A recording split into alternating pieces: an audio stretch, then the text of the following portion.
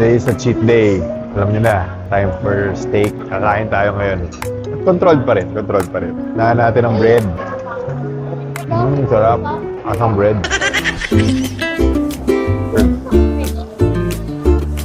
I've been on 1,500 calories per day. Pero dahil malapit na yung marathon, I have to replenish ko yung glycogen levels ko.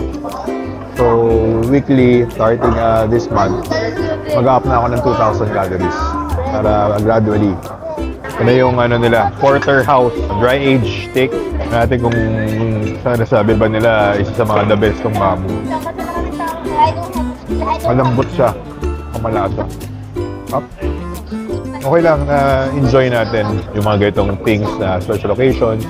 Always remember na we are stewards of our own body. So we have to take care of our body sa the temple of the Holy Spirit. Satisfied tayo, cheat day natin, successful.